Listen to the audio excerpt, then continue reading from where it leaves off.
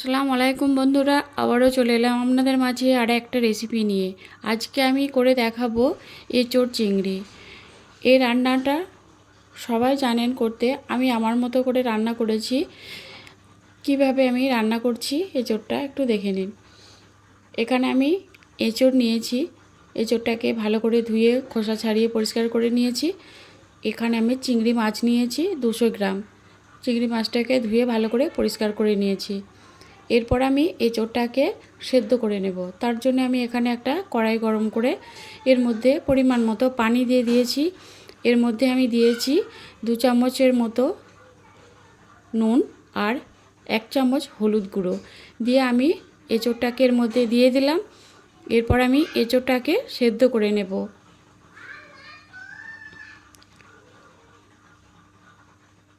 তো খুব বেশি সেদ্ধ করব না। তো এঁচোড়টাকে আমি সেদ্ধ করে নিয়েছি। এরপর আমি এটাকে কড়া থেকে উঠিয়ে নিয়েছি। এরপর আমি ওই কড়াইয়ের মধ্যে দিয়ে দিলাম পরিমাণ মতো সর্ষের তেল। আমি এই রান্নাটা সর্ষের তেলেই করব।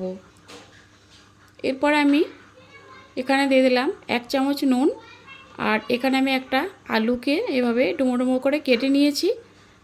একটা বড় সাইজেরই আলু নিয়েছি আমি। এটাকে ডুমো ডুমো করে কেটে নিয়ে আমি আলুটাকে ভেজে নেব।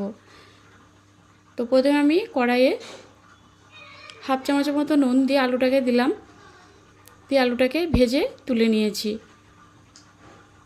এরপর আমি এই তেলের মধ্যেই সেদ্ধ করে রাখা এঁচোড়গুলোকে ভেজে নেব।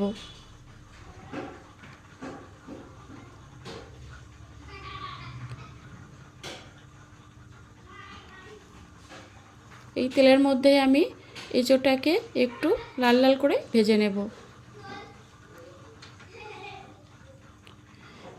খুব বেশি ভাজার প্রয়োজন নেই, কারণ এটাকে আমি আগেই সেদ্ধ করে রেখেছি। তো দেখুন এঁচোড়টা ভাজা হয়ে গেছে। এঁচোড়টাকে আমি তুলে নিয়েছি। এরপর আমি ওই তেলের মধ্যেই চিংড়ি মাছগুলোকে ভেজে নেব।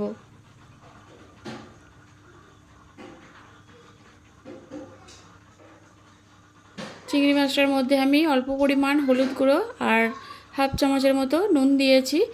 চিংড়ি মাছটাকে আমি ভেজে তুলে নেব। চিংড়ি মাছটা ভাজা হয়ে গেছে। এরপর ওই তেলের মধ্যেই ফোড়নের জন্য দিয়ে দেব একটা তেজপাত, 1 টুকরো দারচিনি আর 3টে ছোটো এলাচ। অবশ্যই মুখটাকে ফাটিয়ে নিতে হবে এলাচের। তো ফোড়নটা একটু ভেজে নিয়ে এর মধ্যে আমি দিয়ে দেবো 2টো বড় সাইজের পেঁয়াজ নিয়ে পেঁয়াজটাকে আমি একটু ছোট ছোট করে কুচি করে নিয়েছি। এর মধ্যে পেঁয়াজটা দিয়ে দিলাম। পেঁয়াজটাকে আমি তেলের সঙ্গে খুব ভালো করে ভেজে নেব।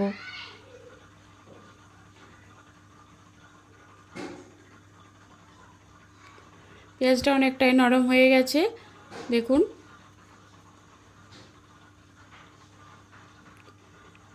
এরপর আমি এখানে দিয়ে দিলাম আর একটু নুন দিয়ে দিলাম। আর এখানে মশলা দিয়ে দেব 1 চামচ লঙ্কা গুঁড়ো, 1 চামচ হলুদ গুঁড়ো, 1 চামচ জিরে গুঁড়ো। মশলাটা পেঁয়াজের সঙ্গে খুব ভালো করে কষিয়ে নেব।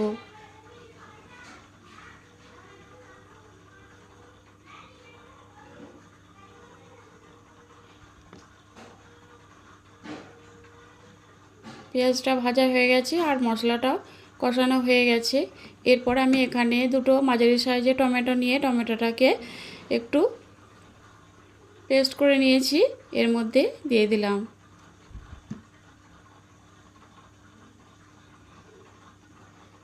মশলার সঙ্গে টমেটোটাকে ভালো করে কষে নেব। এরপর আমি এখানে দিয়ে দিলাম 1 চামচ আদা রসুনের পেস্ট। আদা রসুনটা দিয়ে আবারও খুব ভালো করে নেড়েচেড়ে মিশিয়ে নেব। তো দেখুন এটাকে খুব ভালো করে কষিয়ে নিতে হবে। তো এটা আমি খুব ভালো করে কষিয়ে নিয়েছি। এরপর আমি এর মধ্যে দিয়ে দিলাম ভেজে রাখা এঁচোড় আর আলু।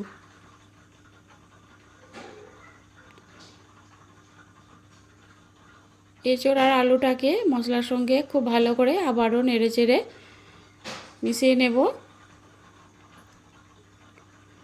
এটাকে এভাবে কিছুক্ষণ ধরে আমি কষাতে থাকবো।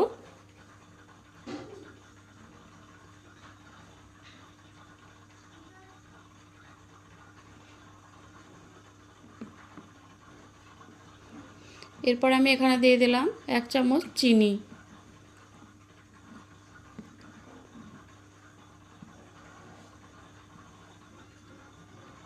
তো দেখুন এখানে এটা কষিয়ে নিয়েছি। এরপর আমি এখানে ভেজে রাখা চিংড়ি মাছগুলো দিয়ে দিলাম। চিংড়ি মাছটা দিয়ে আবারও এর সঙ্গে খুব ভালো করে কষিয়ে নেব।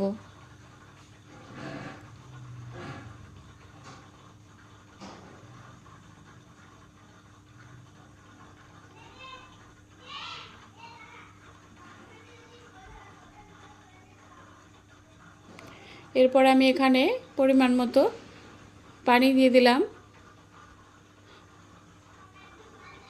আমি এখানে হাফ কাপের মতো পানি দিয়েছি। পানিটা দিয়ে সঙ্গে খুব ভালো করে নেড়েচেড়ে মিশিয়ে নিলাম, কারণ এখানে সেদ্ধ হওয়ার প্রয়োজন নেই তো বেশি। এখানে এঁচোড় আমি সেদ্ধ করে নিয়েছিলাম আগে থেকেই, আর আলুগুলোকে ভেজে নিয়েছিলাম, প্রায় সেদ্ধ হয়ে গেছে। তাই আমি এখানে আর বেশি পানি ব্যবহার করলাম না। আর ঝোলটা আপনারা যেমন পরিমাণ রাখবেন সেরকম বুঝে এখানে পানি দেবেন। অবশ্যই এটা বেশি ঝোল হবে না, একটু মাখো মাখো হবে। তো এটা আমার প্রায় হয়ে গেছে।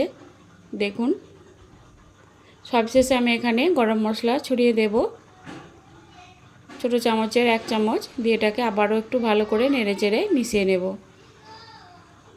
তো তৈরি হয়ে গেল আমার এঁচোড় চিংড়ি। রেসিপিটা কেমন লেগেছে আপনারা অবশ্যই জানাবেন। ভালো থাকবেন।